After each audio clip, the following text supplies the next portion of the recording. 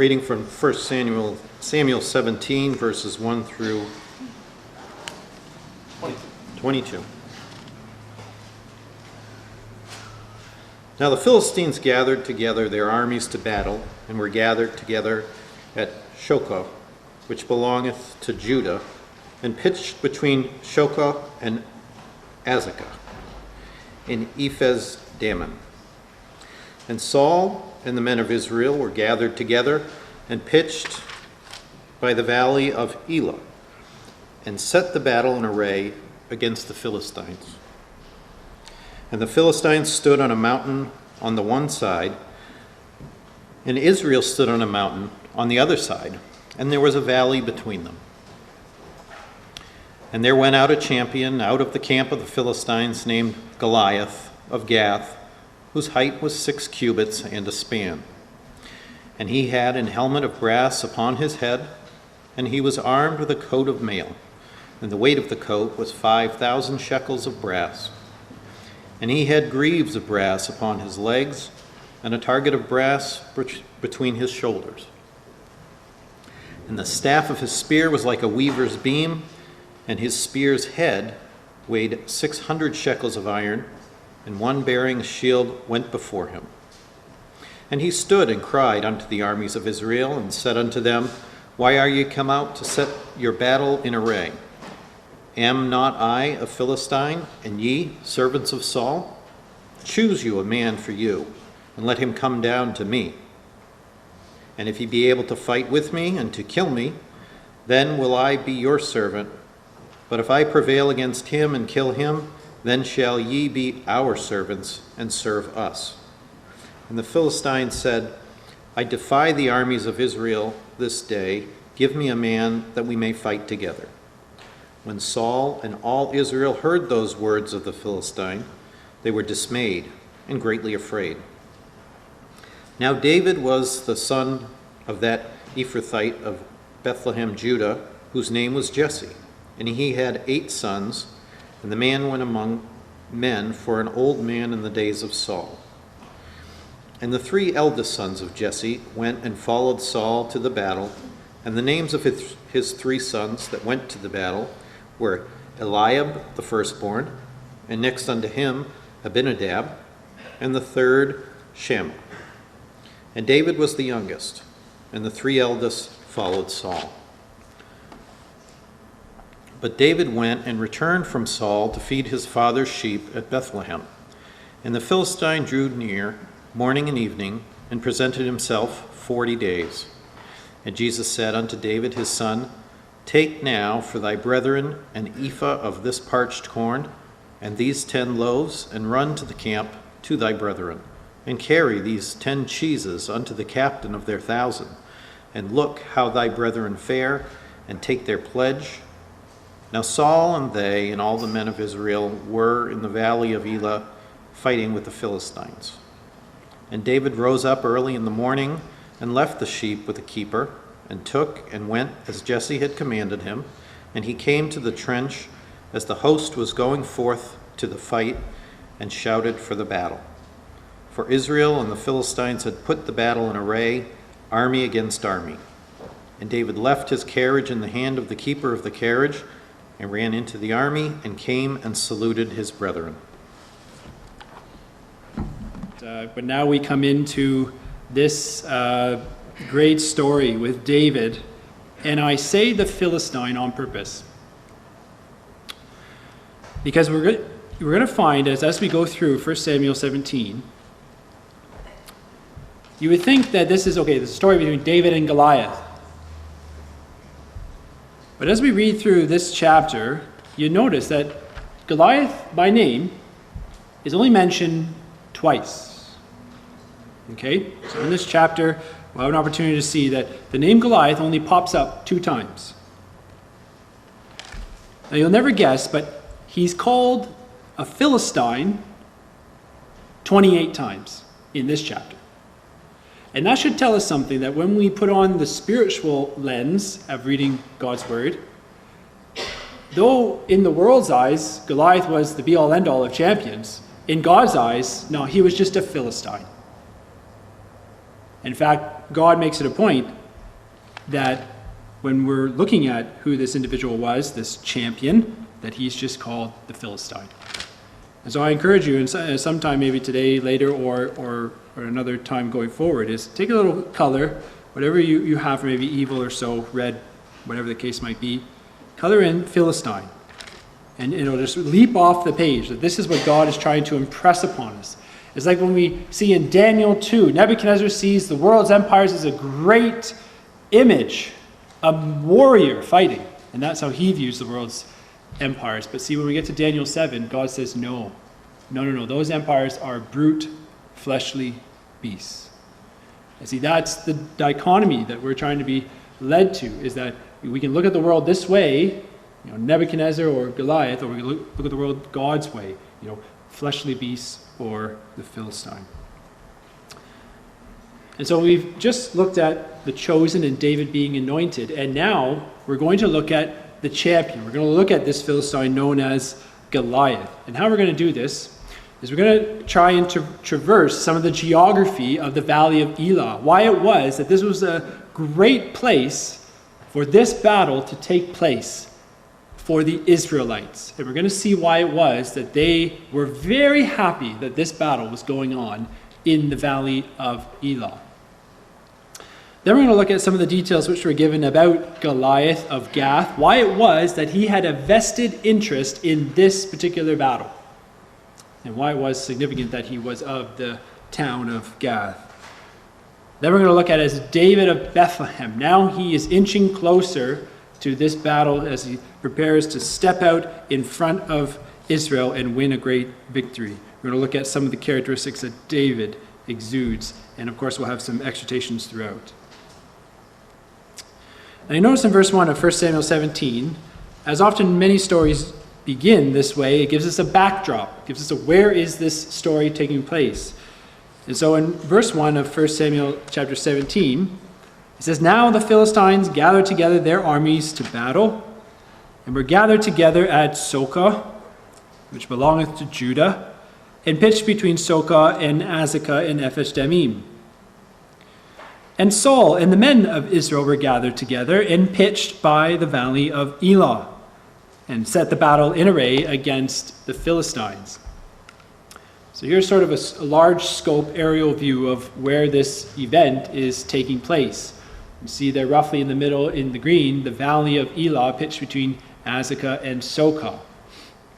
And just keep that the 5 cities of the Philistine Confederation in mind, Gaza, Ashkelon, Ashdod, Ekron, and you notice the closest of those cities is the hometown of Goliath.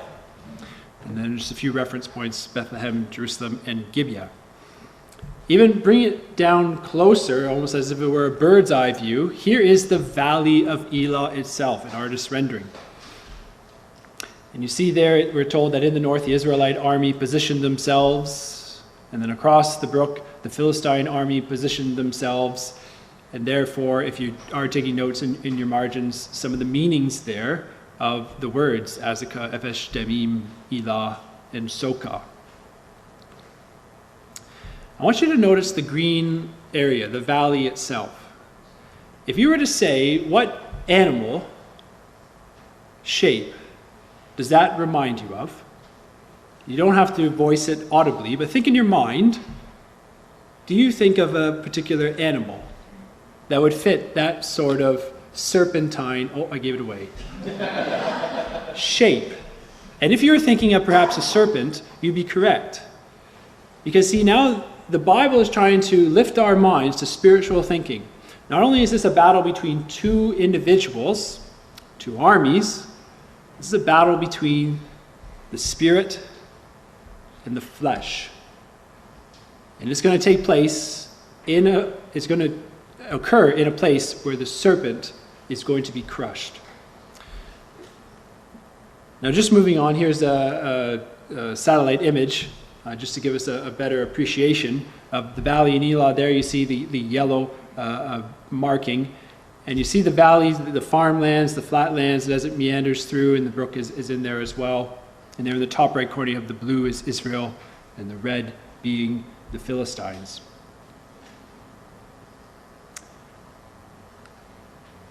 And finally, here's another one just to give us a visual of where we're looking at. The red arrow on the left is what we believe would be the positioning of the Philistine army on the slope on one side of the valley. But if you look closely on the right side, where the blue arrow is, you notice how there is this steep, gradual slope that lifts up on top of a mountain. And it's most likely here that the Israelite army would have positioned themselves. And if I was a soldier in Israel and out walked this behemoth of an individual known as Goliath of Gath, and he positioned himself somewhere in the valley, I would feel very nervous unless I was standing on that mountain slope.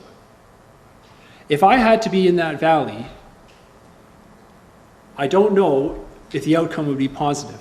And so for Israel, they were very happy that they had this strategic position as Goliath presented himself 40 days with his message, morning and evening, defying Israel and the God of Israel. Now, if you just cast your eyes over verses 1 and 2, just looking down again, you notice it says in verse 1, the Philistines gathered their armies to battle. And then it says in verse 2, and Saul and the men of Israel were gathered together and set themselves in battle array. There's one thing with Saul, and it's this, that he was a reactive individual. So rather than be proactive and go out and do things ahead of time, he would react to certain situations, right? So for example, the garrison in Geba, okay, in 1 Samuel 13, verses 1 to 3. Saul allowed this garrison to stand until his son, Jonathan, said, enough's enough. Armor bearer, let's go. And they scaled the rocks and they took out the garrison in Geba. How about the second one? The people scattering. Saul is there, he's waiting for Samuel to show up, and all of a sudden everyone's scattering. Okay, bring me a lamb. We're going to sacrifice it. Everyone come back. And he's very reactive. He couldn't instill inside of the nation a sense of patience and waiting upon the Lord. Come with me to the third one, which is 1 Samuel 14, just to show an example here of Saul's characteristics. You notice what it says here about Saul tarrying in 1 Samuel 14, verse 1. It says in verse 1, now it came to pass upon a day that Jonathan the son of Saul said unto the young men that bare his armor, come, let us go over to the Philistines' garrison that is on the other side. But he told not his father. And you notice what it says about Saul in verse 2. It says, Saul tarried in the uttermost part of Gibeah under a pomegranate tree, which is in Migron. So in verse 1, you have Jonathan say, let us go, and they go. But in verse 2, it says that Saul tarried. You see, Jonathan had a spirit of, let's be proactive, let's get rid of these Philistines, let's fight a battle for God. But with Saul, I'll only move if I have to react to something. And that's not how we want to be in the truth. So, for example, you're looking around your meeting, weeks go by, and you've noticed brother so-and-so or sister so-and-so or family has not been attending.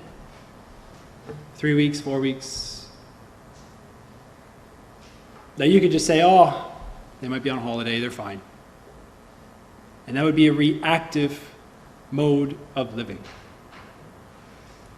Or you could take your roster and invite various individuals in your meeting to lunch or to have a fellowship meal and keep up a conversation talking about the truth one with the other and be proactive so that if ever a time comes when individuals become apathetic and they want to remove themselves from the ecclesia of God, there's something put in place. There's relationships that they have which are going to help to draw them in.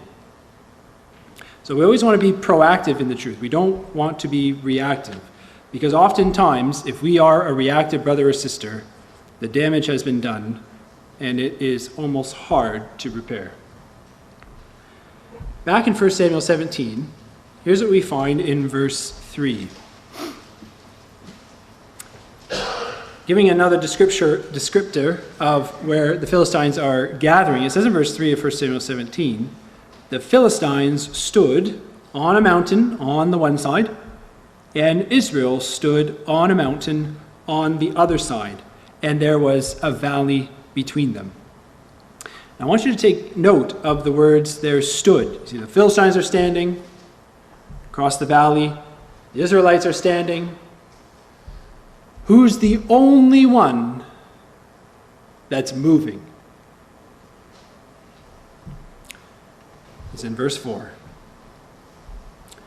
Verse 4 says, there went out a champion out of the camp of the Philistines, named Goliath of Gath, whose height was 6 cubits and a span. You can almost imagine, it's like in a boxing ring. Now entering in the blue shorts, Goliath of Gath. And the whole place up in an uproar, right?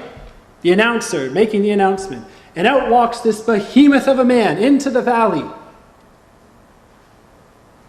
And his shield bearer in front of him. And this army is standing put. And this army is standing put. And all eyes on both sides are fixed on this towering structure in the middle. It's quite an entrance. And they wanted it this way. The Philistines wanted just the appearance of Goliath to instill fear into the hearts and the minds of Israel. Now it says there in verse 4, we're given his height, Goliath's height. At the end of verse 4 it says 6 cubits and a span. Okay? So a cubit was the length of the elbow to the tip of the middle finger. So if you held up your arm, generally this was accepted as a cubit, okay? And a span was the length of the tip of the thumb to the tip of the pinky. So this is not just a surfer dude symbol. This was actually a biblical reference point for measuring. So this is the span that was used. So there's 6 of these cubits and a span was this. So this is how they marked out the height of the individual. And to put it in our sort of common terms, would you like it in centimeters? Because if we were in Canada, no, you wouldn't. If we were in Canada, it would be in centimeters. But ironically, we do use feet. Goliath, they believe, was 9'9". The Masoretic text has 9'9". The Greek Old Testament, the Septuagint, is 6'9", and Josephus says 6'9".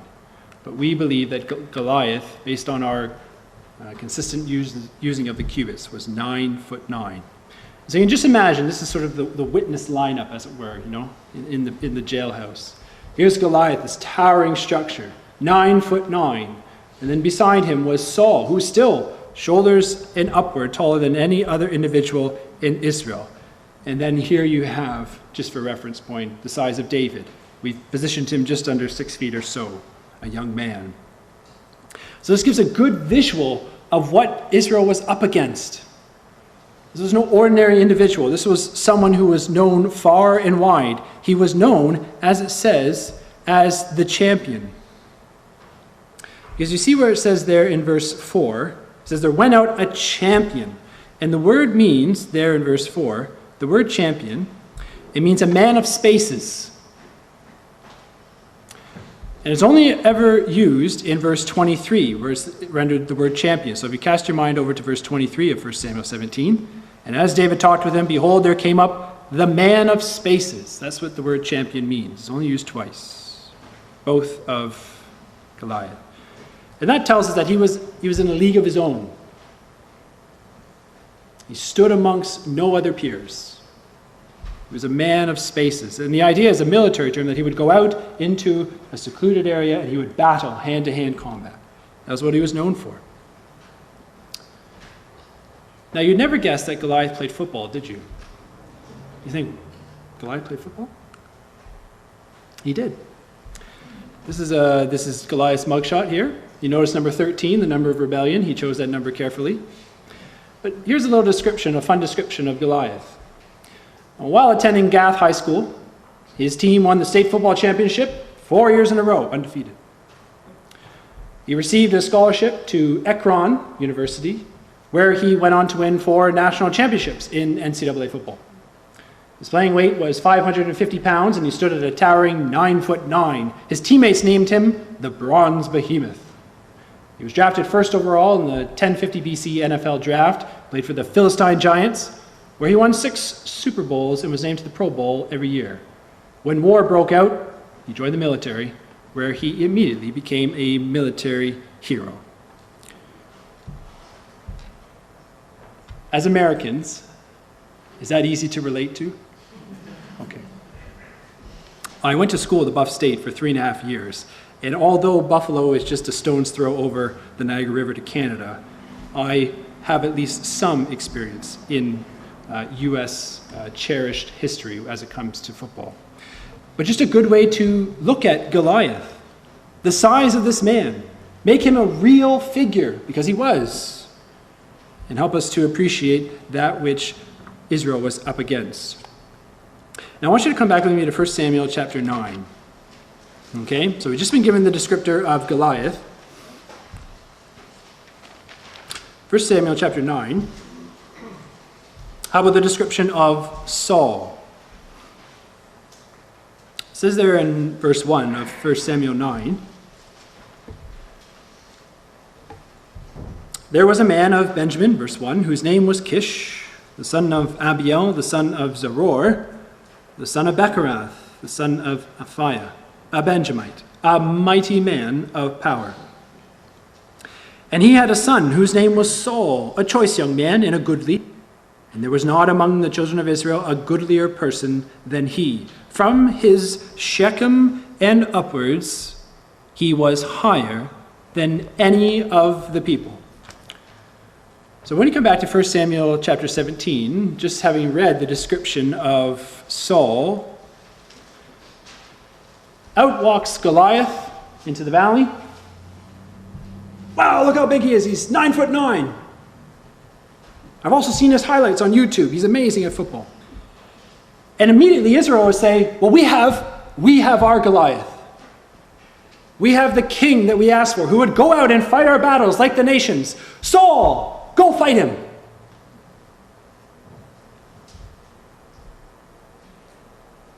But Saul was nowhere to be seen. And we're going to find out, rather than Saul stepping forward in faith that God would deliver a great victory that day, he cowered in fear, and he bribed his army with the lust of the flesh, the lust of the eyes, and the pride of life, thinking that he could fight the flesh with the flesh. Because Goliath was a man of flesh. Because look what we find in verse 5 of 1 Samuel 17. Instead of Goliath, he had a helmet of brass upon his head. He was armed with a coat of mail. And the weight of the coat was 5,000 shekels of brass. And in verse 6 it said he had greaves of brass upon his legs, and a target of brass between his shoulders. And the staff of his spear was like a weaver's beam. The spear's head weighed 600 shekels of iron. And there one bearing a shield went before him. Now, it'd be helpful to write down the number, but you see, verse 5, he had a helmet of brass, that's 1. A coat of mail, that's 2. Verse 6, he had greaves of brass, that's 3. He had a target of brass between his shoulders, that's 4. Verse 7, he had a staff of his spear, that's 5. And I want you to just come over and look at verse 45. Just look over at verse 45. It says there later on in the chapter, then said David to the Philistine, verse 45, thou comest to me with a sword, and with a spear, and with a shield. So Goliath also had a sword on his person. Now if you count up the individual pieces of armor that Goliath had on his person, excluding his shield bearer, there's 6 pieces of armor. Okay? So, Goliath had these 6 pieces of armor, as I say, on his person. He was covered in brass, head to foot. He was a man of flesh indeed. And we might just draw out some of the spiritual significance of these pieces of armor. You see, starting at 12 o'clock and going clockwise, his helmet was Goliath's thoughts. The helmet upon his head, his thoughts were fleshly. Okay, then the next piece of armor we had was the coat of mail, which if you work out how heavy it was, 5,000 shekels of brass, about 125 pounds. So anyone, I won't ask, if you know someone here today that is 125 pounds, ask permission first and say, can I lift you up? And if you go and do that, you have just lifted up that 125-pound person, the weight of the coat of mail that was upon Goliath. I can just imagine later on, like after lunch, you just see in the corner someone's doing lifting. Oh, that's pretty heavy.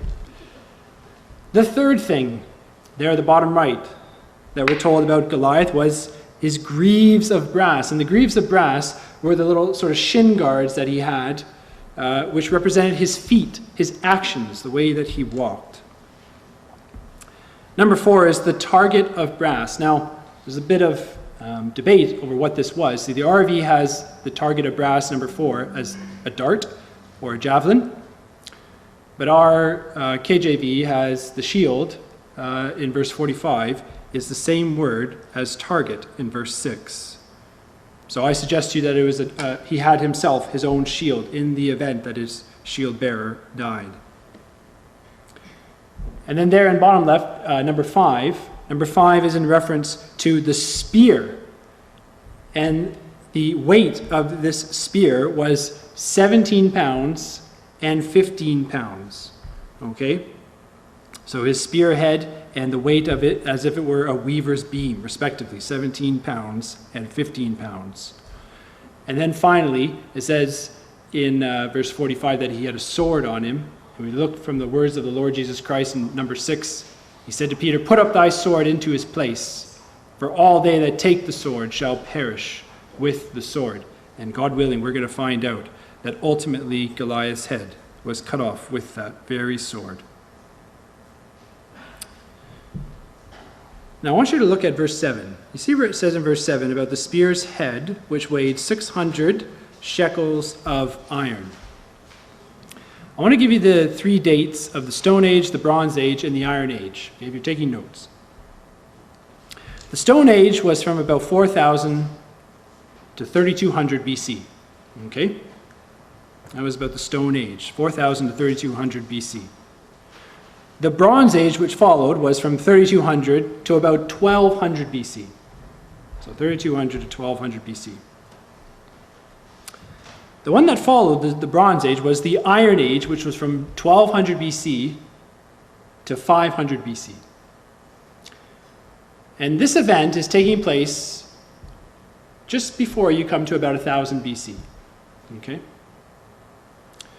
So the Stone Age, the Bronze Age, and now they've entered in just freshly into the Iron Age. And you notice what it says in verse 7 about Goliath, that he had the spearhead on his spear was made out of iron.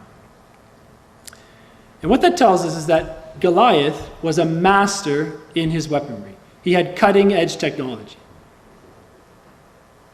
So he wasn't using a stone, he wasn't even using brass. He had the best of the best when it came to his weaponry and his spearhead. And so he presents himself, this fleshly individual, and it says in verse 8, that as he stepped forward into the valley, it says, "He stood and cried with the armies of Israel and said unto them, Why are you come out to set your battle in array? Am not I a Philistine, and you servants to Saul? Choose you a man for you, and let him come down to me." You notice what Goliath says. You just look on the screen there. He says, "Choose a man, let him come down to me." And you just have to envision, there is Goliath in the valley floor, and there is speckled throughout all the mountain the army of Israel. And Goliath lifts up his voice and says, "Choose a man and let him come down to me." And you just imagine, we're the army of Israel, and we are so thankful that he's down there and I'm up here. We know for sure that that was going on in the mind of Saul. And Saul was very happy that he did not have to venture down into that valley to fight Goliath. I want you to come with me just to 1 Samuel chapter 9. Goliath has put forward the request for a man to come fight me, the Philistine. And look what it says in 1 Samuel chapter 9. It says in verse 15 of 1 Samuel 9, "Now the Lord had told Samuel in his ear a day before Saul came, saying," verse 16, "Tomorrow, about this time, I will send thee a man out of the land of Benjamin. Thou shalt anoint him to be captain over my people Israel, that he may save my people Israel out of the hand of the Philistines." So imagine, Samuel greets Saul, he anoints him and says, "The Lord has told me you have one initiative." "What's that, Samuel?" "You're going to deliver Israel out of the hand of the Philistines." So now fast forward and come back to 1 Samuel chapter 17. Goliath has come out and he says, "Choose a man who will fight me, the champion of the Philistines." Now, brothers and sisters and young people, if you were Saul, what would you be thinking? Would you be thinking, "Oh, I wish I wasn't king right now"? Or, "Oh, I got a bad back. That fight the other day really took it out of me. Does anyone else want to step up?" And you see what it says in verse 16 of 1 Samuel chapter 17. It says in verse 16, "And the Philistine drew near morning and evening and presented himself 40 days. Now here's a question. What were we doing 40 days ago? Can you remember? Maybe if you sat long and hard, you would think, okay, I did that thing or I had those errands. 40 days, brothers and sisters and young people. And not just once, but did you notice what it said in verse 16? Morning and evening. Now, why did Goliath present himself morning and evening? Well, you might like to take a note, but in Exodus 29 and verse 39, that was in the law where it said the priest had to offer a lamb morning and evening. Okay, so Exodus 29 and verse 39. I submit to you that Goliath knew that they were offering a lamb morning and evening. I submit to you that reason because in these days, champion fighters, they did their homework, right? Rabshakeh, when he came up to the walls of Jerusalem, he knew all the gods of the lands that he had conquered, and he listed them by name. And he knew that those in the walls of Jerusalem would hear those gods, and they would know, well, what's different between their gods and our gods? And Rabshakeh did his homework in his taunt. And so I think we can rest assured that Goliath did the exact same thing. So you can just imagine Goliath, okay? The battle is about to be set in array, and he's having a chat with the generals, like, you know, in their law, it says that morning and evening they're going to be offering a lamb. That's when I should go out and make my taunt. And so you can just imagine Israel offering their lamb. Yahweh, we lift up this lamb to thee, deliver us of our enemies. And in the background is, choose a man that will fight me. And they're trying to offer their prayer to Yahweh. And in the background, who's going to fight me? And then they think, oh, will he ever stop? And then in the evening, Yahweh, deliver thy people Israel. Will you choose a man that will fight me? Day and night, 40 days. Well, I think Goliath chose the right time to instill in Israel the fear that he wanted before the battle had even begun. You know what's amazing about that tactic is confidence is contagious. But so is lack of confidence. And think about it in your own lives. If you've ever been around someone who has confidence, whether at work, school, whatever the case might be. Oh, I'm really worried about this test. No, if you study, you'll do well. Let's study together. Or I have a business meeting coming up and I don't really feel ready about No, let's work together. We'll go over the numbers together. Let's do it together. And that can instill confidence in you. In the ecclesia, let's look at this chapter in the Bible and let's try and take spiritual principles out of it. Let's do it together. Confidence. Well, think about it on the other extreme. You're already lacking in confidence and you surround yourself with other people who are, yeah, you know what, that test, we're going to bomb it. That presentation, we'll probably get fired over it. That chapter in the Bible is too hard. No one can understand it. So who we surround ourselves with is going to rub off on ourselves. Young people here today, let's go CYC this Friday. Good idea. Hang out with that person. Oh, there's this new movie coming out. You got to see it. It's only coming out on this Friday, first night. We got to be there. Or the brothers and sisters. What did you read about in the readings the other day? Oh, I was reading about this story with the kings. A lovely story. Oh, so was I. Or, well, what did you read about in the readings the other day? Oh, I didn't do them. It's a really nice day today. You know, brothers and sisters, we know those experiences because we live those experiences every single day. And see, in the army of Israel, you had everyone looking to their king, and he had no confidence. Not that he was to have confidence in the flesh, but he had no confidence that God would win the victory. And so for 40 days, day and night, the taunt came. And you can just imagine that the prayers that they were lifting up to Yahweh were weightless and empty. Now I want to look at why it was that Goliath had a hatred towards Israel. And here's just two events in the history of Gath, which would have spurned on Goliath like an angry bull against Israel. This was a personal vendetta for him. He was out to win. You see there, number one, there was a catastrophe in Gath that involved where almost the whole city was succumbed to disease. And then later on in 1 Samuel 7, verses 13 to 14, the whole city was basically conquered. And so Gath had a special spot in Goliath's heart, and he had a personal hatred towards Israel. And so in verse 9, Goliath, he continues his taunt. He says, choose a man, verse 9, if he be able to fight with me and kill me, then will we be your servants. But if I prevail against him and kill him, then shall ye be our servants and serve us. And the Philistine said, I defy the armies of Israel this day. Give me a man that we may fight together. I defy the armies of Israel this day. Verse 10. I defame, or I strip naked the armies of Israel this day. That's what Goliath was saying. You're worthless, Philistines.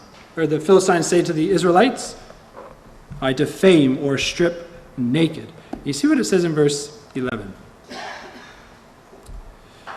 When Saul and all Israel heard those words of the Philistine, they were dismayed and greatly afraid. The word there in verse 11, dismayed, it means to break down. They had a nervous breakdown. They're on the slope in the valley of Elah. They had a nervous breakdown. What are we going to do? Who's going to fight? All hoping that someone else would step forward. Have you ever been in this situation where someone asks a question, okay? And you think you know the answer, but you're so shy that you might get it wrong. You don't want to just voice the answer. You're sort of sitting there, right? Perhaps you think back to your days in class. We've all perhaps gone through that experience. Everyone in Israel knew what should be done, didn't they? But no one wanted to step out and go do it. No one wanted to fight the battle for Yahweh. As though they're all nervous, even though they knew the right answer. They knew that something had to be done. They just couldn't do it. Now look what it says in verse 12. It's at this point in 1 Samuel chapter 17, when everyone's having a nervous breakdown, everyone's frozen. It's almost like God, in his spiritual pen, drops in a turning point. You see what it says in verse 12. Now David was the son of that Ephrathite of Bethlehem, Judah, whose name was Jesse. He had 8 sons, and the man went among men for an old man in the days of Saul. It's almost like here's now entering into the arena, as it were, in the spiritual record. God is going to make a provision, and that's important. Because left up to the flesh, nothing could be done. It was only until God provided a Savior that then the battle could be won.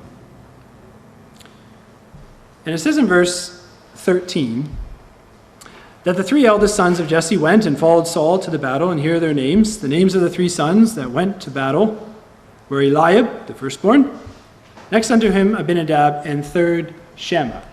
Now just have a look at the meanings of their names. Okay? So you have Eliab. We were told that he was of a high stature, beautiful countenance. His name means God of his father. So you think he's a tall individual. He represents the God of his father in name. You think that he would stand out and he would say, "Nuh-uh. Someone's defying Israel, I will step out and do it." Doesn't do it. How about Abinadab, the second, father of generosity? God will be generous in the victory. He will provide the way. This is what his name stood for. Nope. I like this third one. You can just imagine he's sort of that sort of rough and tumble sort of son of, usually there's one in every family, if you have enough boys, that is. Perhaps even sometimes girls. But Shammah, his name is to ruin and to devastate. And just imagine that was his passion. He just loved to be in a good tussle. Nope, not him either. But then it says in verse 14, and David was the youngest, and the 3 eldest followed Saul. Twice there in verse 13 and verse 14, we're told that these 3 boys followed Saul. Now, the Bible speaks to us of having role models, mentors, elders, looking to that generation that's ahead and taking good spiritual examples from them. Okay? And if we happen to be in that generation that is leading the ecclesia, the elders of that ecclesia, for example, we are incumbent upon us to be the example. But let's say you're a young person, okay? Or young in the truth, etc. The Bible is counseling us to find a mentor in the ecclesia. You have a question about something, you go up to them, what do you think about this? Have you ever experienced this difficulty before? Yep. Or I have this issue, can you sort of point me in the right direction? Biblically speaking. Yep. It is so crucial to have that relationship in our ecclesias everywhere. And particularly if the young people here today, if you do not have a mentor in the next generation above you who has shown themselves a pattern of good works, make sure you get one. But you see what we're being told in verse 13 and 14, that these 3 eldest, they took it upon themselves to go and look who they followed. Their mentor was Saul. That's a terrible mentor. Because how can you follow an individual who stands perfectly still? Never develop in the truth. You see, this is what we're being told about these 3 boys. But you see what it says in verse 15. Oh, I love this about David. You see what it says in verse 15. So David, he had been anointed and brought into the confines of Saul's palace. It says in verse 15, David, he went and he returned from Saul to feed his father's sheep at Bethlehem. Imagine for a moment, Samuel has just come, he's anointed you. By all intents and purposes, you're to be the next king of Israel. That's the understanding from your conversation with Samuel. You're brought into the palace of Saul. You're given a task to sort of soothe his spirit. Wouldn't you think you're pretty good? Oh, yeah. just been anointed by the greatest prophet in our land. I'm rubbing elbows with the king. I'm playing the harp. I'm skillful. I'm beautiful. Don't you think that would be a temptation for David? But verse 15 says, he went, he returned from Saul, he went back out into an obscure land where no one was around, and he looked after these little sheep. Now, if that doesn't preach humility, I don't know what will. You see, David was not proud in the least. He said, I could take up a spirit of pride, but you know what? No, God wants us to be humble. I always remember when I first went to university, you spend a year there, etc., and you do all the studies that you have, and you come home. And I remember returning my first year in university, I kind of felt like a man. I was on my own for a little bit. I had to cook my meals, do my laundry. I felt independent. So I come into my house, hey, Dad, I borrow the keys, thank you. I can make my own decisions. I'm going to go out. Yep. And you know what happened? I'd come home on the weekend, Friday night, wake up Saturday morning, there'd be a mop bucket at the end of the stairs. My room is in the basement, so I come up, I bypass the mop bucket. Oh, that looks interesting. And my dad, sitting at the table, he'd say, it's Saturday. This is in the summertime. We had a big grass. I'll tell you what, Jess, if you cut the grass first before your brothers, you can do the front, which was easier, and they can do the back, which was bigger. I said, Dad, I go to university now. I don't cut grass. Come on. I did that one time. Because then my dad instilled in me that said, you know what, Jess, if you cut that grass, I don't have to. And something clicked. You think, wow, if I do something for my dad, I'm helping my dad. And very soon, as I got back from university, he says, yeah, you are maturing and you're growing up, etc., but you still live here. And the same thing's with David. David didn't come back from Saul's palace and say, hey, Dad, you still got those sheep? Cool. That's so yesterday. I'm playing for the king now. He didn't do that. And I tell you, brothers and sisters and young people, when we are in the ecclesia, there is no task too small for us to do. Jesus, when he sent out his disciples, he said, you're going to heal the lame, give sight to the blind, etc. You're going to heal all these people. You're going to radically transform their lives. And at the very end of the chapter, he says, but if you give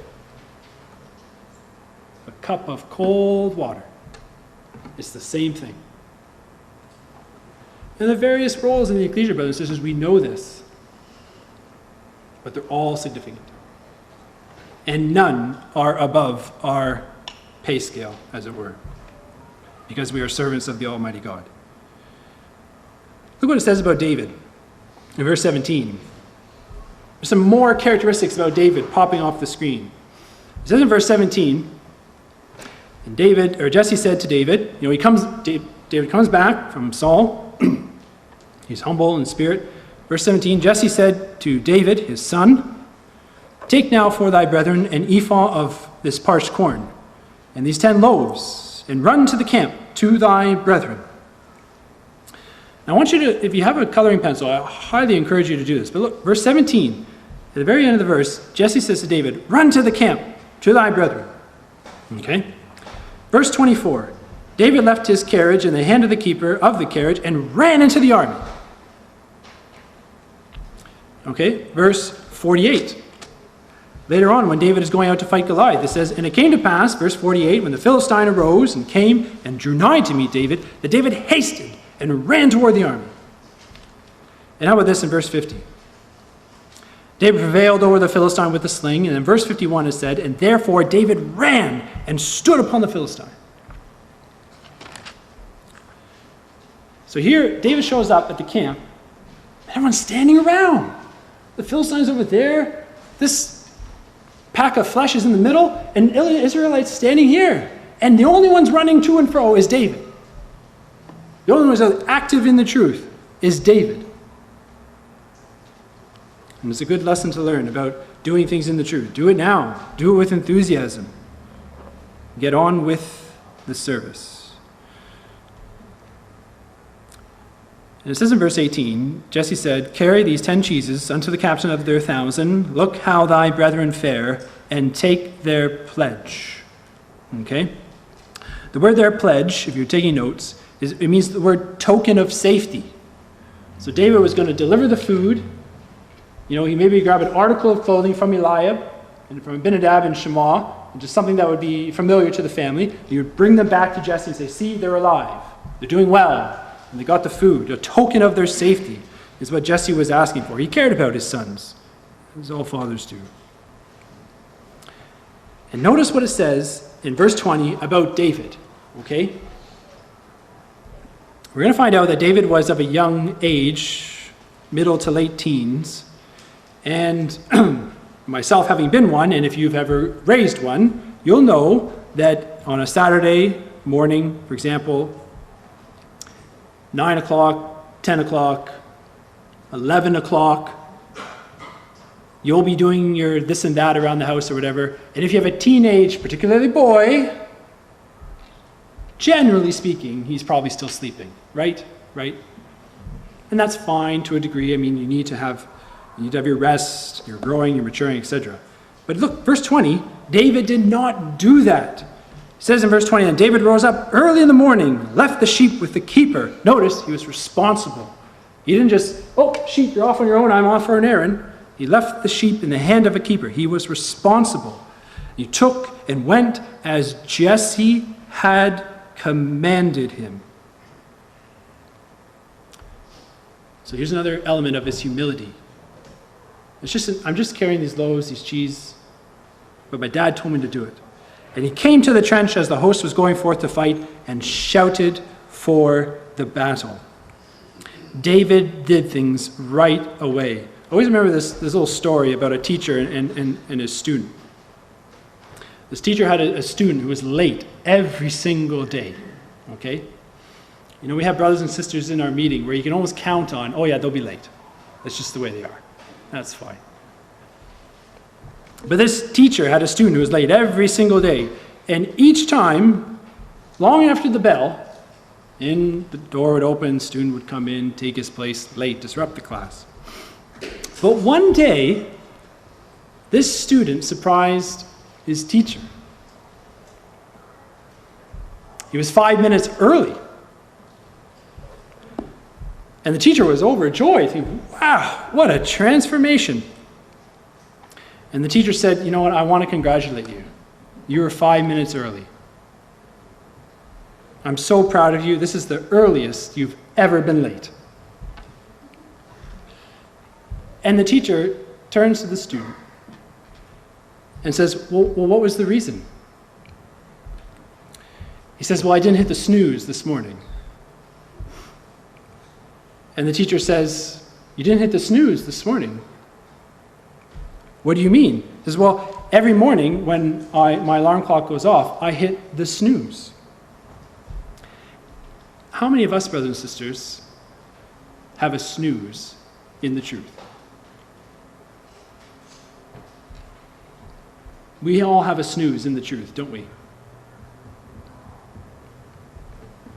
Where time has come to do something, and we think, oh, that's easy option, back to bed. We look at David in verse 20. He rose up early in the morning. David did not have a snooze button. So next time we're waking up, whatever the day might be, you think, oh no, it's time to get up. Time to get going, just like David did. Because you see, brothers, as we develop spiritual habits, and we look at these different individuals, Abraham, looking to see the fare of Lot in his ecclesia there in Sodom and Gomorrah, rose up early to see after the events of the previous night.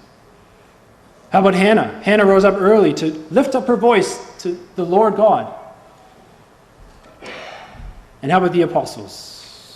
In the early ecclesia, they rose up early, as it were. And we looked at what David's character in this chapter, that he was humble. He was caring. He cared about his brethren as well. He was eager, early to do things, and he was responsible because he left the sheep in the care of other individuals. He obeyed his father, though the circumstance of his life might have given him an excuse not to. And lastly, he was willing to work. Because you see what it says in verse 22 about David. David left his carriage in the hand of the keeper of the carriage. The word there, carriage, in the Hebrew, it's rendered the vessels from upon him. Okay? So David had packed the bread, put the cheese in, etc., the big load, puts it on his shoulder, and he was carrying it all the way to see how his brothers were. He put the responsibility of the care of his brothers and sisters on his shoulders, and he went and did as he was commanded. And he shows up, and the first thing David hears after he's left his food in the hand of the carriage is verse 23. It says that as he talked with them, David, behold, there came up the champion, the Philistine of Gath, Goliath by name, out of the armies of the Philistines, and spake according to the same words. And for the first time, there was someone new in the camp who heard the taunt of Goliath. And God willing, after we partake of a meal, we'll look at how David responded.